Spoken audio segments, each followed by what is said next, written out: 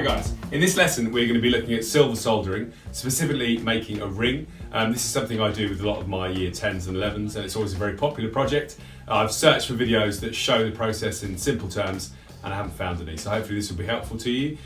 It requires some specific materials. I'm going to be using a handheld blowtorch and in school you'll probably have something like a brazing hearth you can work with. Obviously you've got to speak to your teacher about the safety aspects involved in that. But this should hopefully teach you some of the principles and understand the basic process of how to do silver soldering. Cheers. Okay, so the main thing you need to do when you make a ring is work out what ring size you need. You can buy these ring sizing kits online and they often come with the mandrel, which we'll be looking at later. Simply work out which size you need by trying on the different rings and then read the size from there. This one is an X. You can then look up online on an online conversion to see what size that is, or you can do the maths.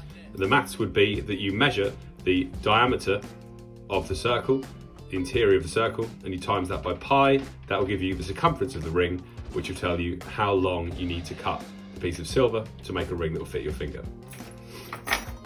I'm using sterling silver from Cooks & Gold. It's not an advert, I just really like Cooks & Gold. They do a really good service and send silver very quickly. I've got this cut to 10mm this way and I've had a long strip sent for my class. So I've got a 600mm piece that we're cutting down to the lengths for each student, and it's pre-annealed. Annealed means it's been heat treated, so it's very soft and it's very good to work with. I don't want to bend it too much because the more you work with it, the more it will harden. This is a basic introduction, so I won't go into too much detail about that at the moment. I have cut this down to my desired length. This is very short, as it's actually a ring for one of my sons, using a piercing saw. So a piercing saw is your go-to tool as a jeweler, which is, imagine a very fine coping saw blade. You can get these from jewellery suppliers, you may have them in school. It's got a very fine tooth and it will get a very, very accurate cut. Obviously, because it's a very fine blade as well, you can drill holes, place it through the hole and then pierce out intricate details on the inside of your design. Now that I've cut it to length, I'm going to file it to ensure that my edges are perfectly square, otherwise the ring won't align properly.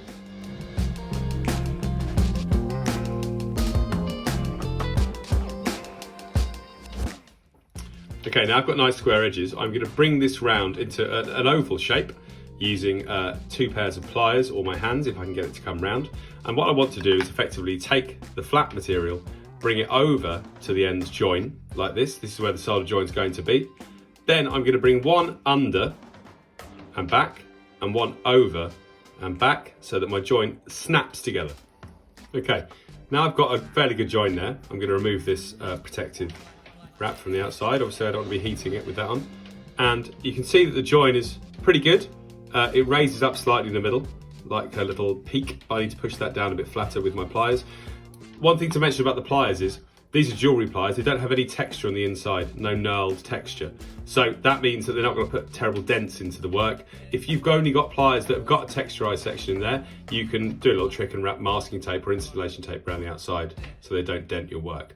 So we're going to get that nice and flat and smooth. And then to guarantee a really good join, I'm going to pass my piercing saw along the line so it will cut it so that both sides match exactly. Once the blade goes through, it should snap in a very satisfying way into place, and that will then be ready to prepare for soldering. So the solder we're going to be using is called silver solder, hence the name of the video.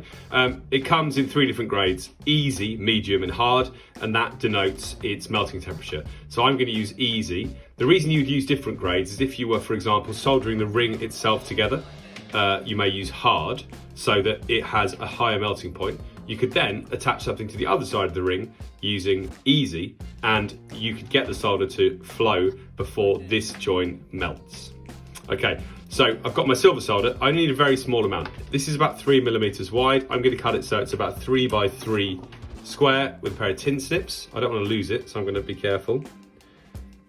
So just a very small section like this, probably even smaller, more like 2 by 3 if the camera will focus.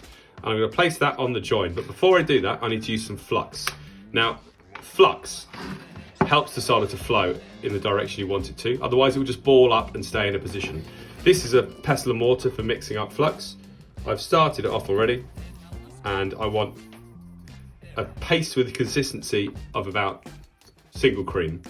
And I'm then going to paint that along the top and the underside of the join to guarantee my solder will flow nicely along the join.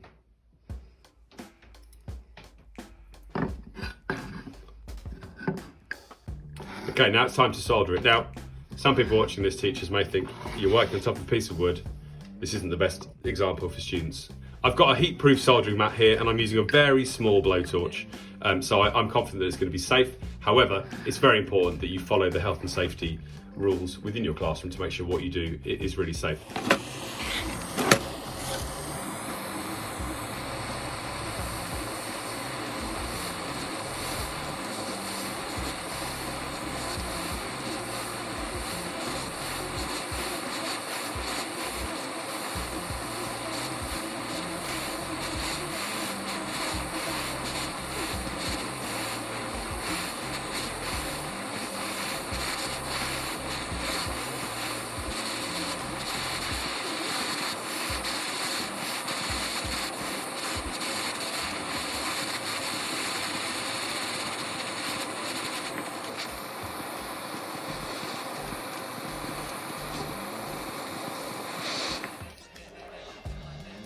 Okay, now that I've got a join that I'm fairly happy with, I'm going to get the ring to be round and check that it's the right size. This is a mandrel. It has got the same ring sizes on that correlate with the ring sizer I used earlier, and it can be used to beat the piece of metal round. I'm going to have to just give this a light knock to get it to be round enough to go on, because I kept it nice and flat and oval shaped so that when I soldered it, it wouldn't roll away. Whenever you're hitting the metal now, you want to be using a leather or nylon mallet to ensure you don't put marks into it.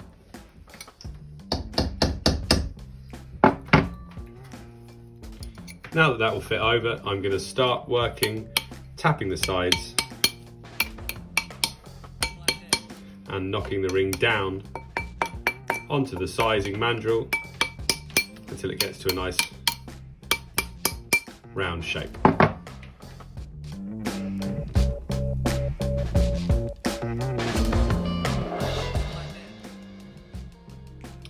Now I've got a nice round ring, I just need to work on this area here to smooth it down. Now the rest of the ring was pre-annealed, very nice, clean silver.